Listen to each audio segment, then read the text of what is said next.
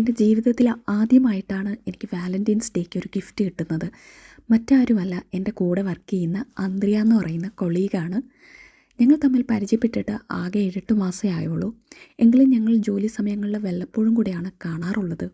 പുള്ളിക്കാരിയോടുള്ള ജോലി വളരെ സ്മൂത്താണ്, ഭയങ്കര ഫ്രണ്ട്ലിയാണ്, ഹെൽപ്ഫുള്ളാണ്, ഭയങ്കര സപ്പോർട്ടീവാണ് ആൾ. ചുരുക്കി പറഞ്ഞാൽ നല്ലൊരു മനസ്സിൻ്റെ ഉടമയാണ്. ഈ ഒരു സർപ്രൈസ് ഞാൻ ഒരിക്കലും പ്രതീക്ഷിച്ചില്ല. ഈ ഒരു ഗിഫ്റ്റ് ശരിക്കും എൻ്റെ കയ്യിൽ തന്നപ്പോൾ എനിക്ക് ഭയങ്കര സർപ്രൈസായിട്ടാണ് തോന്നിയത്. പുള്ളിക്കാരിയോട് കൂടെയുള്ള ഡ്യൂട്ടിയിൽ സംടൈംസ് എനിക്ക് ഒരു അമ്മേനെ പോലെ, ഒരു സിസ്റ്ററിനെ പോലെയൊക്കെ എനിക്ക് ഫീൽ ചെയ്തിട്ടുണ്ട്. പുള്ളിക്കാരി 5-6 പൂക്കൾ മേടിച്ചിട്ടുണ്ട്. അതിൽ ചുവന്ന നിറത്തിലുള്ള പൂക്കളാണ് എനിക്ക് തന്നത്. അതാണ് എനിക്ക് ഒരുപാട് അട്രാക്റ്റ് ചെയ്യിപ്പിച്ചതും എന്നെ ഒരുപാട് സന്തോഷിപ്പിച്ചതും.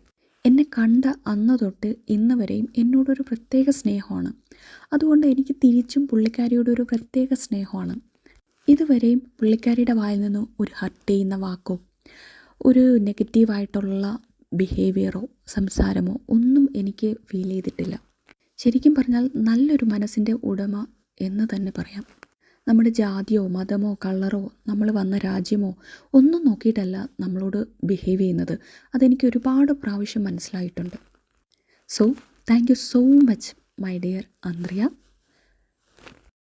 Jetzt.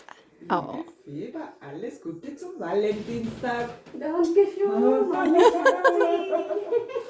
Du bist die Stärkste. Stärkste. Alles Gute, gell, zum Valentinstag. Mua. Mua. Danke. Ja. Gell? Das ist eine Überraschung. Eine Überraschung, genau. Eine große vielleicht. Oder kleine. Eine große Weil Überraschung. du hast keinen Schatz hier, aber mich. So wie, gell? Ich weiß schon. Wie liest vor, gell?